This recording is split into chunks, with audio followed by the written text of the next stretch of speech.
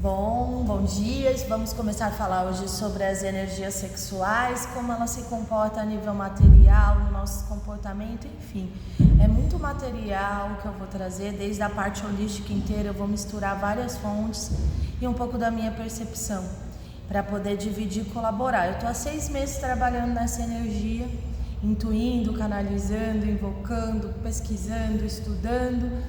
E, enfim, resolvi compartilhar para que a gente possa cada vez se sentir um pouquinho mais elevado e conectado. Estou aqui na academia dando a aula e compartilhando isso através das mídias aí para que a gente possa ter o maior número de pessoas se conhecendo. Bora lá, então.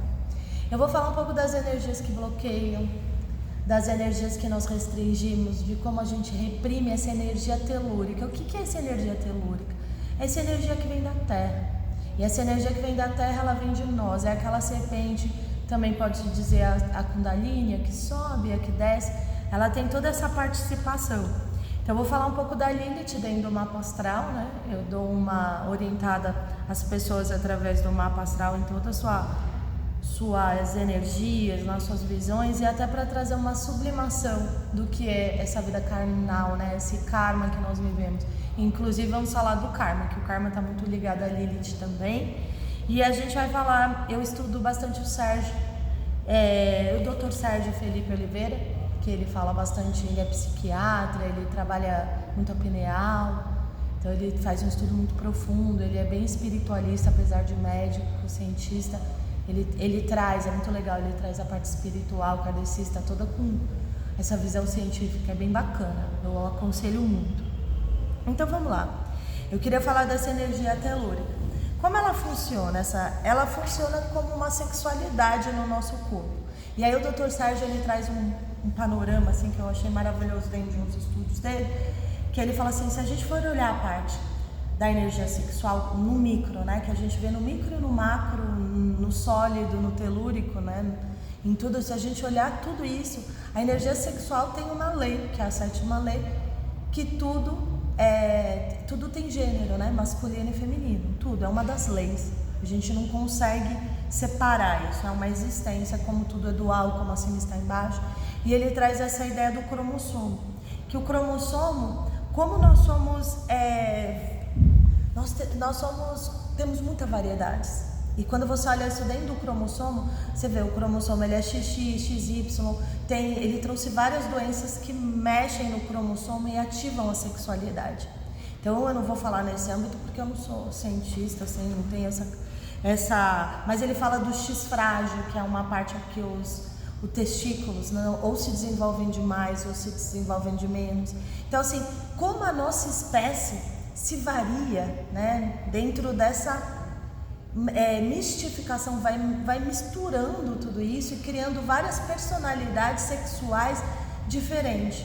Não só isso, a gente também vai, além do cromossomos, a gente vai na opções de gêneros. Quantos gêneros hoje as pessoas se intitulam ou se rotulam? Como nós somos diversificados, né, na parte sexual. E não só na parte social também. Às vezes eu posso ser uma mulher e me comporto mais, quero me apresentar como um homem, tanto é que hoje você pergunta, como que você quer se apresentar? Você quer que te vejam como ela, ele, né? Por quê? Porque a sexualidade, ela é deliberada, ela é livre, ela é uma energia livre, diversificada e personificada por cada um. Cada um vai se sentindo. Você vê mulheres que têm energia mais masculinas, você vê homens que têm uma energia mais feminina, e aí a gente já vai para o âmbito mais emocional, para o âmbito mais energético, como essa energia em cada dimensão ela se comporta de forma diferente, dependendo do indivíduo. E aí a gente vai olhar cromossomo, a gente vai olhar emoção, a gente vai ver parte social, como isso se mistura, é muita coisa junto para você colocar uma pessoa e falar assim, ela só é mulher, ela só é homem. A gente tem que começar a abrir essa visão da sexualidade e parar de querer colocar a gente em caixinhas, porque é isso que nos desune, né? Não é aquilo que nos une. Então essa diversificação, ela tem que ser olhada, porque nós não somos só um cromossomo, nós não somos só a parte sexual aqui do corpo, nós não somos só nossas emoções, a gente é num âmbito muito complexo.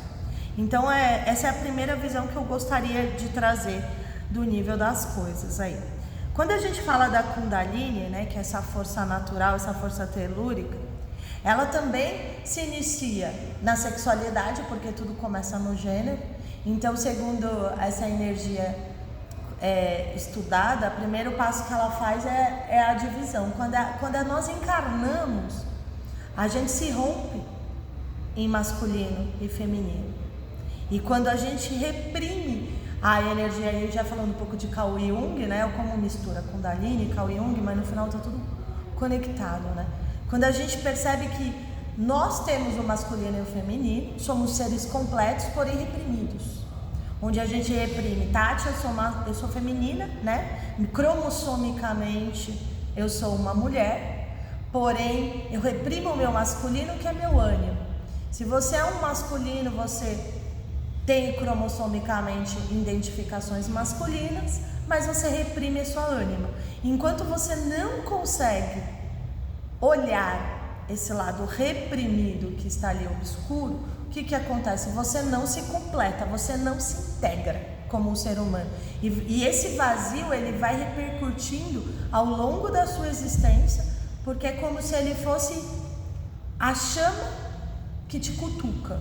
Sabe aquele quadro que está torto e você tem a sensação que toda hora se arruma e ele nunca está no panorama? E às vezes você tenta comprar outros quadros achando que a harmonia, a nuance do ambiente não está legal, aí você compra outros objetos e aquele quadro continua te incomodando torto.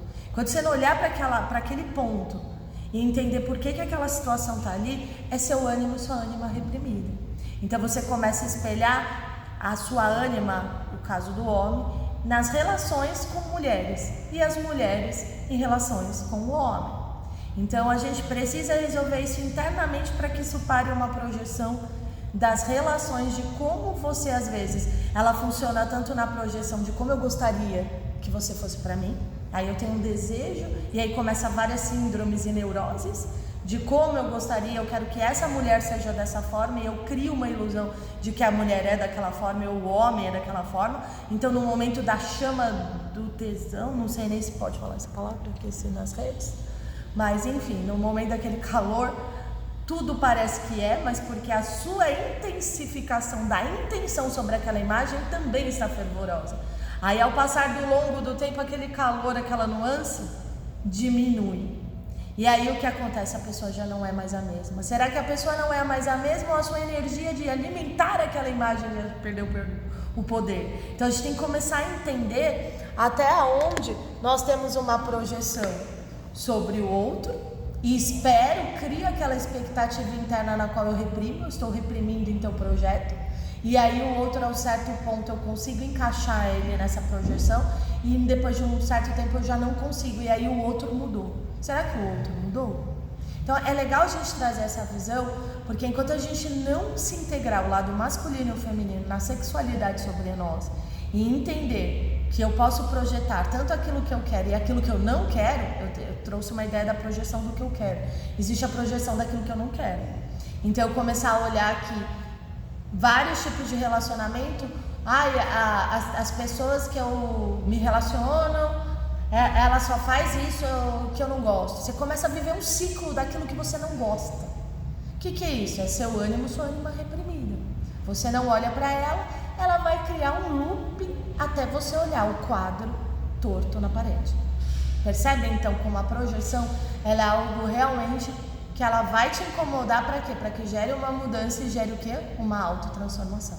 Então olha a importância da sexualidade masculina, dessa consciência, porque se nós fôssemos integrados, essa consciência não teria essa dualidade para nos fazer mover. Só que precisa de uma certa vontade para poder fazer. Por isso que o autoconhecimento, ele é muito do particular de cada um. É uma curiosidade, é aquela serpente que vai brotando dali. Então a Kundalini, ela se divide, né? A energia ela vem, ela sobe e desce por duas forças ali. E eu nem quero entrar muito nisso, eu só quero dizer que ela se divide para encarnar, e na hora que você traz, dentro do hinduísmo, religiões, você tem que uni-las. Então, ou seja, mesmo a gente falando um pouco da psicanálise de Freud, que ele resume de uma forma que eu gosto, mas não a 100% de tudo, ele fala que tudo é sexual, em algum nível, a gente falou das dimensões, que tudo é sexual mesmo se a gente olhar nos níveis dimensionais, cromossômicos e tal, eu acredito que teluricamente nessa energia que sobe na serpente, que sobe na serpente que desce, faz sentido energeticamente, não fisicamente. Tudo se resume no sexo, compreende o que eu quero dizer? Então assim, a energia se separa masculina e feminina, vive a melhor experiência, a perspectiva de estar aqui, depois ela volta de novo, ela precisa subir, se integrar para se iluminar. Então, princípio e fim, sexualidade, perfeito? Então, e seria o equilíbrio de Yin e Yang, né? Que a gente vem aí dentro de várias filosofias aí de se complementar. E aí, falando um pouco de ectoplasma, que é indo para um mundo totalmente energético, mas ainda falando de energias, que é a parte que eu gosto. O que é a parte ectoplasma? É a parte da materialização de espírito. Se você se reconhece como um espírito temporariamente na matéria, nós o tempo todo estamos materializando, o tempo todo nós estamos cocriando, vamos dizer assim. Então o tempo todo nós estamos gerando ectoplasmas. Só que esse ectoplasma, não é porque a gente desencarnou que esse ectoplasma deixa de existir. E olhando dentro do que o Dr. Sérgio Felipe fala, ele fala que dentro dos estudos que ele trouxe, esse ectoplasma é energia sexual condensada na matéria, e tanto é que dizem, né? Aí você vê Kardec, que quando fala que os espíritos, através de ectoplasma, pessoas começam a deliberar fluidos, movimentam coisas, são o quê? São energias de materialização através do ectoplasma. Então, ou seja, essa energia cria, a energia sexual cria, ela cria filhos, ela gera vidas, ela gesta coisas. Então, olha o poder da energia sexual junto ao ectoplasma. Então ele traz essa ideia que o ectoplasma é uma energia sexual. Olha que bacana. Eu achei bem legal essa visão e eu queria trazer essa ideia dentro do estudo do Dr. Sérgio. E já falando dessa ideia do ectoplasma, ele traz uma visão muito bacana da materialização, que ele fala assim: quando a gente cria ectoplasma no futuro, materialização baseada nas experiências do passado, a gente começa a um certo nível começar a viver experiências do passado. Então, às vezes você percebe num looping de criação, você como criador sexual e ectoplasma que a gente está falando aqui, começa a criar experiências similares do seu passado. Percebe? Porque as suas referências e as suas vivências estão baseadas nas suas experiências do passado. E aí vamos dar um exemplo para isso ficar mais analógico com a vida aqui. Vamos trazer para o relacionamento, que é algo padrão. Poxa, toda vez eu vivo experiências com homens ou mulheres iguais, de que eu começo uma relação e sou abandonada, começo uma relação e sou abandonada, começo uma relação, porque as minhas energias, o meu ectoplasma está vibrando no meu passado, portanto a minha energia se identifica com aquele passado que eu vivo e eu continuo gerando ectoplasma no meu futuro com semelhança do meu passado. Então eu só crio projeções voltadas ao meu passado. E aí o meu poder de criação recria minhas experiências do passado. Isso é um exemplo, mas isso é tudo na vida, né? Quando você tem empregos iguais, experiências com família igual, tudo é igual. Você está baseando a sua criação em emoções e energias, vivências do passado. Tá, Tati, como que eu faço para inverter, né? Primeiro, um apoio psicológico, terapêutico, observar onde estão suas mágoas, onde estão suas emoções. Tá, feito todo esse trabalho, mas trazendo para aqui, para esse momento que a gente está falando agora, resumindo. Qual a importância do propósito na vida? Quando eu começo a criar um propósito, algo que me arremete ao futuro, vamos olhar assim, geometricamente falando. A reta, ela se forma o quê? Por 2 pontos, concorda? A partir de 2 pontos, se meu ponto está voltado ao passado, essa reta, ela vai ter um propósito para trás. E as minhas experiências vão ser baseadas naquele. Quando eu direciono o meu ponto, o meu olhar, a minha perspectiva à frente, eu crio uma reta à frente. Então, ou seja, todas as minhas criações, o meu ectoplasma, essa energia sexual de criação, começa a projetar em experiências futuras daquilo que eu não sei. Percebe? Porém, a vida começa a me entender que eu me percebo numa reta futurística, algo ali acima, e ela começa a me trazer possibilidades invariáveis daquilo que eu desconheço, porque já não é baseado em experiências futuras, eu não sei. E aí o que acontece? Começa a te trazer pessoas, formas de você reconstruir baseado em novas experiências. E aí você entra na evolução. Percebe? Você sai das expectativas do passado e começa a criar novas experiências, que é o que a vida nos espera, que nós passamos cada fase. Então a importância do propósito não é algo só filosófico, tanto é que médicos hoje já desenvolvem com pacientes, tem muitos psicólogos baseados em propósito. Por quê? Porque tira o cara do passado, ele arremete o cara do... Só que hoje a gente também tem a dificuldade de projetar o outro no futuro. Como eu lidero com a segurança, com a ansiedade? Né? Porque eu projeto a pessoa, arremesso ela a uma visão futurística, arremeto ela a uma nova visão, mas aí eu começo a trabalhar com inseguranças, porque é algo baseado de uma criação nova. Por isso a importância de você prestar atenção no aqui e agora e entender o caminho. O caminho é o que te revigora e te confirma que você está no lugar certo. Porque a gente não tem que se apegar no resultado, por mais que a gente crie um ponto de partida da reta, eu sei onde eu quero estar. Então, assim, para quem sabe onde está, não é aquela história do coelho que qualquer caminho serve. Não, eu já sei o caminho que eu quero. Ok, isso é um ponto. Mas desapegar é entre o desapego. De que ele não vai ser daquele jeito. Eu sei onde eu quero estar, mas a forma que eu vou estar lá, o universo conspira e ele vai além do que você também pode imaginar. Porque às vezes a gente se imagina assim, assado, e o universo ele te abraça, aí você abre para ele trazer tudo aquilo que você nem tem capacidade intelectual, emocional de imaginar.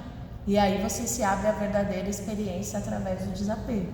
É um trabalho? Sim. Todos os dias, constante? Sim.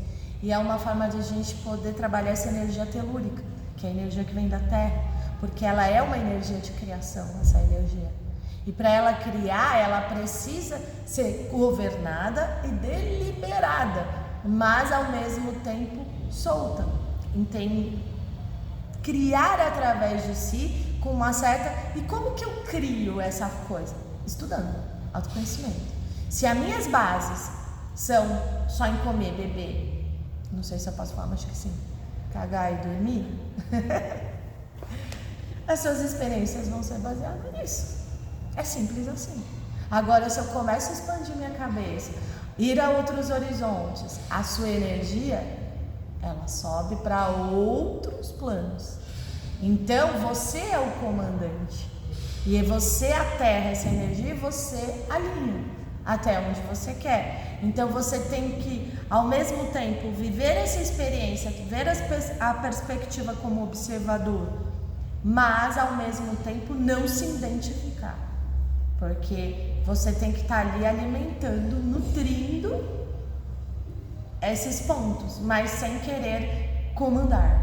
Então assim, é um doutrinamento, é exatamente a energia Yin e Yang. Porque a energia do Yang é a energia da ação, né? A explosão, a vontade, é aquilo. E a energia Yin é a intuição, é o saber que existe algo sublime por trás daquilo que governa. E que você é só um telespectador daquilo que está acontecendo, que você precisa testemunhar aquele processo. A energia Yin, eu testemunho. Eu sou a prova de que aquilo pode se manifestar. Entende? É complexo, mas é muito bonito quando a gente começa a trabalhar no dia a dia essa movimentação, é muita presença. Então, beleza. O que eu mais queria? Eu queria falar um pouquinho da Lilith. A Lilith também, ela representa essa energia primária, telúrica que a gente fala. Então, assim, quando traz a sexualidade à tona, muita gente reprime só no sexo. E a energia sexual é a energia primária, é a criação. Tudo se cria através da energia sexual, né? Como eu estava falando, a primeira divisão, masculino e feminino. Assim se cria aqui na matéria. E assim se une e volta para a iluminação. Então, ou seja, o começo e o fim, a sexualidade. Você resumir num órgão sexual ou num ato sexual é pegar essa energia de criação e reprimir e colocar numa caixa. Lilith traz muito essa visão, não só dessa forma que nós temos hoje cultural, mas também da forma do ânimo, da ânima que eu falei que nós reprimimos, mas daquilo, sabe aquelas sensações que nós falamos agora de o tempo todo repetir ciclos e não conseguir sair daquilo, entender que parece que tem uma energia contra, uma energia que não favorece, que você faz e a coisa não flui. Isso é Lilith. Dentro do seu mapa astral, quando você olha a Lilith ali, ela vai tirar o setor da vida, que é aquela pizza. Então você vai estar na casa 1, 2, 3, 4, 5, 6, até a casa 12. É o setor onde ela trava para que sua roda gire. E ali, dependendo dos aspectos que são os planetas que traz a energia do que, a casa traz a energia da onde ela está ativando. E os planetas traz a energia do que está afetando. E o signo traz o como. Percebe que o próprio mapa astral, ele é um plano de ação. Você tem onde, o que, como, certo? E aí você começa a gerar quando e como fazer aquelas coisas. Então, assim, o mapa astral, ele é um caminho. Tem gente que... É que as pessoas têm que entender que o mapa astral, para quem não tem nada, você tem o norte. Ele é isso. Sabe o Waze? Você pode ter vários caminhos, mas você sabe onde você quer chegar e às vezes você vai até cortando por alguns lugarzinhos, mas no final você tem ali um mapa que te dá a metragem, o quilômetro onde você está, o tempo, como vai acontecer. O mapa astral, ele funciona dessa forma. As pessoas acham que elas estão fadadas àquilo. Não, você tem o como, onde e o que pode ser favorável ou não. Você tem muito mais no apoio daquilo que onde você está vazio. E quando você pega a Lilith, você vê exatamente esse ponto onde as coisas não giram, onde vira uma trava na sua roda dos 12 setores da vida, onde a coisa não está girando. E aí quando você olha a Lilith, eu vou dar um exemplo do meu para ficar mais analógico aqui para o sistema da vida. Eu tenho Lilith na casa 4, ela está em Escorpião, meu mapa, a minha pizza é quase toda no meio, né? Então assim, meus setores da vida, ele pegam 2 aspectos, 2 signos, né? Então eu ajo muito no meio de 2 signos. Mas a parte que a Lilith está ali, que ela não é um planeta, ela é uma sombra, ela é um ponto. Imagina assim, já falando um pouco de Lilith aqui, a Lua representa dentro do macro as emoções do sistema. Imagina, você tem suas emoções, o sistema também tem a parte das emoções, que é o início de nós. Tanto é que a maré, ela muda a cada 2 dias, as coisas, tudo interfere com a Lua. E você tem 70% de água, por que ela mexe na Lua e não mexe no seu corpo? Engraçado isso, não? A gente quer achar que a Lua não tem interferência. Ela mexe no mar. Nós somos 70% água. Interessante isso, não? Então, assim, quando a gente começa a entender o micro no macro, a gente começa a entender que os astros podem nos dar sinais. E aí a gente começa a entender, a Lua é a parte da emoção. Então, o que é Lilith? A partir do momento de translação, chega um momento que a Terra vai girando. E nesse apogeu da distância do Sol e da Lua, existe um ponto muito escuro que a Lua projeta uma sombra, porque ela não consegue virar no momento de translação. Esse momento onde não se ilumina, que é a sombra da Lua, é Lilith. Então, ou seja, se a Lua é a parte das emoções, Lilith é a parte reprimida, não iluminada, já que quando a gente fala de consciência, quando a gente fala assim, eu trouxe para a consciência, o que é esse eu trouxe para... Eu iluminei, então, por exemplo, antes eu comia demais e não sabia por quê. Hoje eu entendo que toda vez que eu como é porque eu estou chateada. Trouxe a consciência que a chateação me faz comer. Então hoje, toda vez que eu estiver chateado, o que eu vou fazer? Vou criar um novo hábito, eu vou para academia. Um exemplo. De vez eu me acabar, então você começa a construir. Então a consciência é isso, eu ter consciência, iluminar, trazer para a luz pontos, isso é Lilith. Então quando eu pego aqueles pontos que estão reprimidos e escuros por baixo do tecido, eu consigo dar consciência e mudar meus hábitos, senão eu não mudo. O que eu não vejo, eu não mudo. Eu não ilumino, eu não vejo. Então Lilith ela vai trazer. Então o meu, por exemplo, é na casa 4. O que é a casa 4? É a casa da família. E ela está em Escorpião. Então vamos lá. Então aonde minha Lilith vai atuar? Na casa da família, das relações familiares, dos meus ancestrais, do meu antepassado, da minha nutrição, como eu nutro os meus relacionamentos, como eu me permito ser nutrida, como são os meus afetos. Casa 4 é a casa da lua, a casa das emoções. Então assim, ela já está, e não só isso, ela está com a lua do lado. A minha lua está na casa 4, ela está hospedada, que é a casa dela. Ela está morando onde ela deveria morar, vamos fazer assim. Então o que acontece? As minhas emoções estão junto com o meu inconsciente. Então ao mesmo tempo que eu tenho uma emoção muito forte, profunda, vivo com certa intensidade, porque minha lua está dentro da casa das emoções, o meu inconsciente também tem a mesma profundidade, a mesma intensidade em torno, em conjunção com a minha lua. Eles estão próximos. Então assim, eu muito tempo fui abalada e sabotada, continuo ainda, estou aqui justamente para testemunhar isso, que estou todos os dias me relembrando sobre isso. Sabotada muito pelas minhas emoções, eu era muito dramática, eu não me movia, tanto é que tive crise do pânico. Hoje eu entendo porquê os meus medos, as minhas emoções eram muito fortes. E eu, por não saber disso, certos pontos me estagnava. Eu, quando era muito nova, eu entrava em estado de mesmo, depois um pouco fui enfrentando isso, mas eu ria. Olha como as minhas emoções eram distorcidas. Em momento de nervoso, minha mãe às vezes até me batia porque eu tinha crise de riso, entendeu? Assim, eu não sabia controlar, era muito forte, era algo incontrolável. Então assim, ao longo da minha vida e até hoje é muito incontrolável, porque quanto mais você leva, mais ela também se sublima. Ela vai ficando mais astuta. E aí quando você se percebe, você está em efeitos rebotes ali muito mais sutis, né? Porque ela fica inteligente. Você dá arma pro inimigo também. Ele também se nutre. Ele é astuto. Então assim, você ter esse conhecimento te põe um ano-luz à frente de você mesma, né? Então assim, eu acho muito importante você ter esse autoconhecimento para que você perceba os ciclos que você está entrando. Então assim, desde nova que eu me reconheço assim, porque eu morava numa casa até meus 3 anos e meio. Então assim, por isso que eu tenho esses pontos de memória. E inclusive a lua ali amplia com que eu tenha memórias muito mais afetivas, porque as memórias são emoções. Então às vezes minha mãe fala: ai, não acredito que você lembra disso, menina, pelo amor de Deus, você estava tipo no berço. Mas as emoções são memórias, não é a memória construtiva, é a memória emocional que traz a minha visão sobre aquilo. Às vezes nem foi aquilo, mas a minha projeção emocional daquela memória faz. E eu sou muito sentimental, então eu tenho muitas memórias que é maluco. E aí quando eu tinha 3 anos, eu lembro muito que eu queria ser mãe, família, né? E ainda tenho meu ascendente em câncer, que câncer é família. Então assim, eu vim ao mundo, o seu ascendente é como você encarna, vamos por essa palavra, você se manifesta, a sua autoimagem, a sua imagem, como você representa o mundo. Quem olha a Tati, principalmente antigamente, que eu era muito incorporada no canceriano, então assim, era aquela pessoa de família, e eu era mesmo.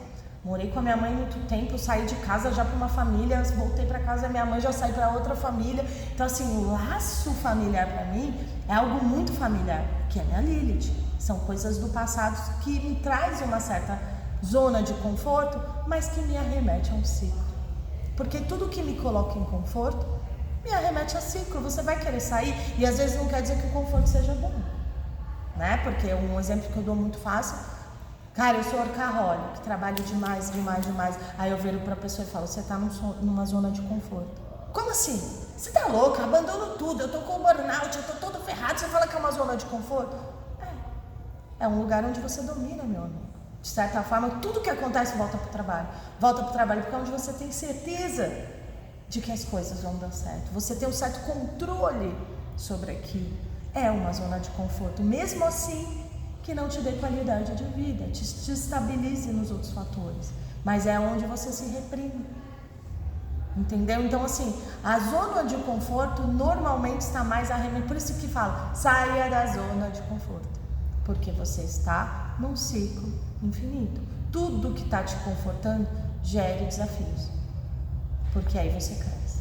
Então, a gente olhar onde na nossa vida, olha, eu tô numa zona de conforto, preciso dar uma mexidinha nessa área. Entende? Ali você tá causando uma evolução na sua vida. E é incrível, quando você mexe uma coisinha boba ali, parece que algo abre um pote do negócio, né? É assim, é maluco, porque saiu de uma zona de conforto, é algo ali. E aí são pequenas mudanças. Às vezes a gente quer fazer uma mudança no mundo achando que é algo... Cara, são pequenas mudanças que na sua evolução faz um movimento, mas a gente precisa estar muito presente aqui. Então, voltando lá para minha casa 4, para ter uma ideia. Então ali o que acontece? Esse modelo de família doriana que eu sempre quis projetar, que desde nova eu lembro dos meus 3 anos, porque eu estava naquela casa e aconteceu uma coisa muito engraçada, que a minha irmã em um momento ouviu uma conversa distorceu da parte sexual, de coisas muito... E chegou pra mim naquele momento e falou assim, Tatiana, pra você ter filho você vai ter que fazer uma coisa muito ruim no sexo, X, né, que eu não vou falar aqui. Naquele momento eu chorava, pra mim foi uma emoção muito profunda, porque eu não queria fazer aquele ato sexual para ter filhos. E assim, foi uma desconstrução ali, a minha Lilith ali, aquela criança literalmente reprimida, de querer ter filhos, porque eu amava, brincava, sentia que eu nasci para ter filhos, que eu nasci para ser, e fazer aquele ato que minha irmã falava, marcou, eu tinha 3 anos e pouco, e eu sei porque eu estava naquela casa. E quando eu mudei de lá, eu já não estava mais. Então, assim, eu lembro muito da cena, daquele momento. Então, assim, aquelas projeções familiares de tudo aquilo que eu fui vendo, de tudo que eu fui reprimindo, casei 2 vezes, tive filhos com 2 maridos. Então, ou seja, aquela projeção, você viu como projetou totalmente invertido? Lilith. Nem sempre... A Lilith é exatamente aquilo. Ela, às vezes, vai demonstrar exatamente o oposto do que você quer criar. E aí você fala, o que é isso? É Lilith. É Lilith. Se você não olhar, você vai continuar reprimindo. Por quê? Porque às vezes, porque talvez você não seja esse modelo padrão que você quer ser. Você quer se encaixar no modelo padrão que não cabe. Ou suas emoções podem estar inversas e invertidas, mal construídas. Enquanto você não olhar para elas, você vai ficar projetando coisas oposto que você deseja. Então, é um momento, quando ela entra naquela casa, naquele setor, a gente tem que ter um olhar muito, muito cuidadoso, porque ao mesmo tempo ela está em escorpião. Então, como o meu escorpião? Meu escorpião é totalmente o contrário. Quando você pega o escorpião, que é o como a minha Lilith quer se manifestar, olha como a Tati queria se manifestar, Tati personalidade, que é aquela canceriana, como eu vim ao mundo. Mas a minha Lilith está em escorpião e é uma das Liliths mais fortes que tem em escorpião. Por quê? Porque o escorpião fala de sexualidade, fala sobre mistério, investigação, o profundo, fala também sobre as dores, as crises, transmutação, a parte mais também obscura, que é a parte da vingança, né? Toda aquela parte ali. E aí você pega um poder, que é um poder, né? Feminino ali, tanto pro bem como pro mal, que tudo tem o lado yin e yang ali, né? O positivo e o... Não gosto de falar bom e ruim, mas positivo e negativo. Quando você coloca ali naquela casa, eu quero o quê? Eu quero uma relação sexual profunda, eu quero uma relação mais misteriosa, eu quero gerar crises. Ela me faz gerar crises, a minha Lili, ela é de crises, só que ao mesmo tempo traz também traumas de abusos, e eu tive muito abusos, desde sexuais, abusos de segurança, abusos de pai, de mãe controladora, católico. Então assim, você coloca uma Lilith, que ela é extremamente contra isso, e você se coloca numa criação que reprime. Percebe como a Lilith ela traz essa ideia? O quanto essa Lilith escorpiana foi reprimida dentro desse setor da família. O quanto eu poderia me manifestar. E hoje eu falo, quando eu saí do meu lar, quando eu entendi que talvez eu não tenha que ter lar com família. Hoje eu entendo. A minha família nem sempre vai ser a minha família de sangue. Aqui é uma família. Cada vez que eu faço eventos e conecto pessoas de alma, eu sinto mais riqueza do que a minha família de sangue, que eu não consigo conectar essa alma. Então, olha como a Lilith reprimida me fazia querer criar vários tipos de famílias e não me nutria. Casa 4. Quando eu passei a fazer trabalhos de alma familiar, minha Lilith relaxou. E aí ela se virou um poder de investigação, trabalho, busca, ilumino, vou fazendo profundeza. Entende como ela se deliberou? Porque eu queria colocar ela na minha caixa, no meu conceito familiar, de como a sociedade esperava que fosse, e ela vai se revelar. Lilith, ela é reveladora, ela não se adequa, tanto é que quando a gente vai para o Éden, lá para a Bíblia, no Antigo Testamento, onde aparece Lilith, fala que foi a primeira mulher de Adão. E aí ela foi expulsa, porque quando Adão sentiu a energia criadora, quando ela cria, né, ela sempre manifesta ela é ela. Então nada além dela é ela. Então assim, saiu dela, já não é mais ela, é ela se projetando. E ela também tinha esse vazio existencial, esse vazio que nós sentimos é ela, é a energia existencial, essa energia de criação, a sexualidade. Então a própria fonte, Deus, energia, se dê o nome que quiser aí, ela sentia essa energia de criação. Quando ela se divide por essa vontade de criar que nós também temos, ela se manifesta em dois. Porque tudo é masculino e feminino, tríade, que nós vemos em todas as religiões. Quando se fala em conhecimento, não se fala sem tríade, triângulo, 3 pontos. Por quê? Porque a criação se manifesta assim e ponto, é uma lei, não tem como quebrar. Então, o que acontece? Lilith e Adão. Só que Adão tinha que ter um certo controle sobre Lilith. E Lilith, dentro dessa energia, ela não aceitava, ela queria a igualdade. Sendo que eles não são iguais, eles são complementares, ninguém é mais que ninguém. Mas ela, dentro dessa ousadia de criação, acaba não submetendo a certas leis complementares, que você cabe a isso e você cabe a isso. Não, eu quero ser igual a ele. E aí ela é expurgada do Éden. A partir dali, dentro daquele vazio, Deus, isso é minha compreensão, tá, gente? Cada um vendo um ponto de vista, não existe certo e errado, existe minha perspectiva sobre o estudo. E aí a energia, Deus aí percebe que tudo se manifesta em dois. Aí ele tem a sublime ideia de tirar da costela de Adão, de vez sair da energia inicial e dividir em dois, né? Porque já vai dividir em dois, tira o de Adão, já é uma divisão, cria direto dele essa fonte. Só que daí o que acontece? É o famoso semideus. Adão veio direto da fonte, ele era Deus, em manifestação, em projeção, percebe? Primeiro nível. Quando Eva sai da costela, da energia, vamos pôr de Adão, que a costela é só um simbolismo, ela já vem de segundo nível. A partir de lá somos nós somos, herdamos disso. Então a partir dali nós nos tornamos semideus, Hércules, várias mitologias onde nós começa a conquista do herói para que a gente volte à fonte, à casa, a Deus, né? Para a gente poder suprir. Então, assim, quando você percebe Lilith, é a energia reveladora, é a energia que não se submete, ela não quer. E é a energia que, ao mesmo tempo, ela vai atiçar a sua Kundalini, tanto para se abrir e criar, como veio de cima para baixo, porque ela representa a serpente no Éden, que mexe com Eva, que Eva atrai Adão e eles caem, percebe? Então a Lilith, ela é a energia que serpenteia. Então ao mesmo tempo que ela vai te serpentear para você cair, ela vai te serpentear para subir.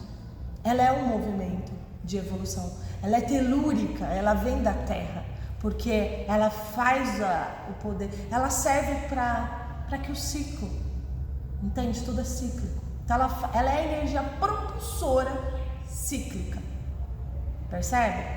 Então, se a gente não olhar isso, como serão seus ciclos?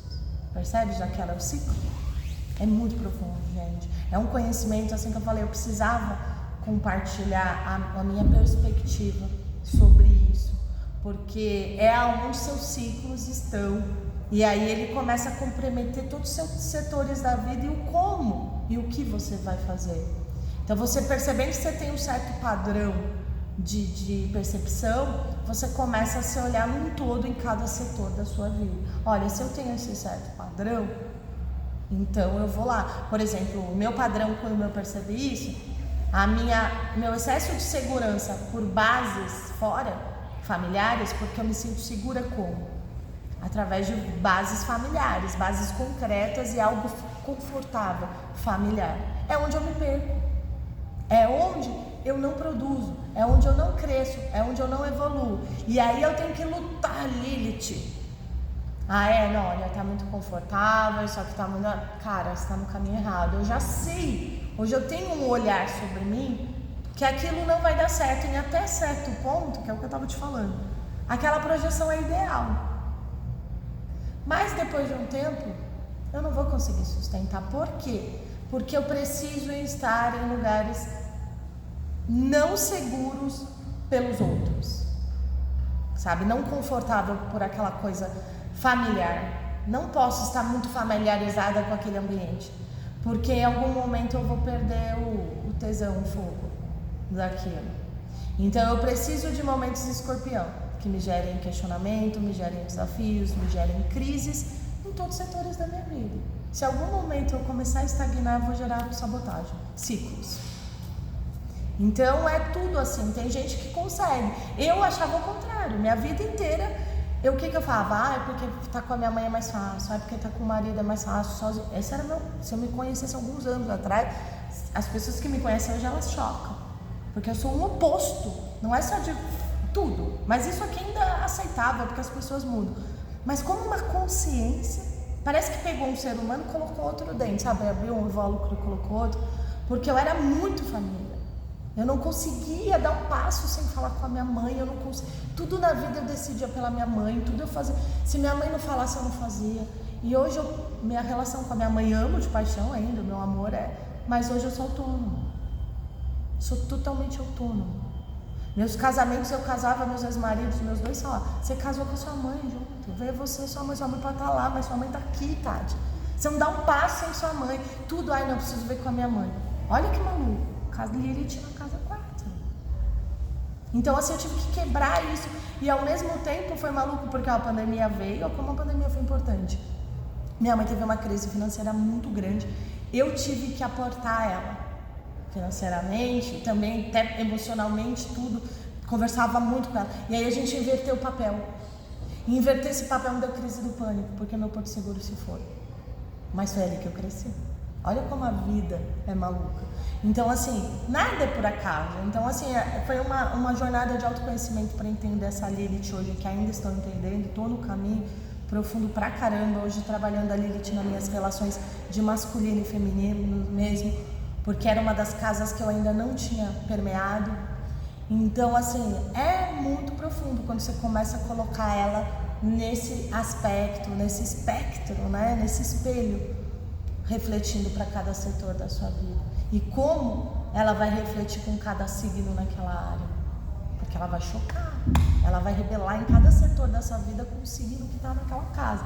E aí como se adequa ela naquele setor? É muito, muito, muito peculiar, né? Isso, mas enfim, e é o que eu estava falando, do reencarne da superação. Já falei, queria trazer um pouco de Freud, porque eu falei um pouquinho de cada coisa aqui. Freud, ele traz essa energia junto ao Dr. Luiz Sérgio também, que ele trouxe essa ideia maravilhosa. Então a gente fala Freud, a psicanálise, né? E quando a gente fala de Jung, a gente fala da psicologia analítica. Os dois trabalharam muito tempo juntos, depois de um tempo eles chocaram, porque Freud acreditava que tudo era sexual e Jung não. Jung acreditava que existia um inconsciente coletivo que permeava mudando os comportamentos das pessoas, que o meio, o universo interferia no seu comportamento, não era só sexual. Então a partir daí eles se dividiram e construíram esses dois tipos de escola, a analítica e a psicanálise. Então são duas formas de autoanálise. Então, olhando pelo lado psicanalítico, né, a parte libidiana desse sexo, dessa energia do sexo, ele traz assim que a primeira fase é a fase oral, né, da criança. Então, quando a gente começa a ver aquela criança, por que a fase oral que a gente traz isso pro adulto hoje, né? É aquela fase que tudo eu ponho na boca. Então, é aquela fase que eu conheço as coisas pondo na boca, tira da boca, pega o brinquedo e põe na boca, né? A gente conhece. Tem adultos que têm o mesmo comportamento. Não sei se você percebe que tem adultos que... Peraí, deixa eu ver. Tudo ele leva na boca, aí ele tem vício, cigarro, maconha, bebida, comida, tudo é no degustar. Normalmente pessoas que são obesas. E que horas são, gente? Que eu tô aqui falando. 9:02. Nossa, deixa eu pausar.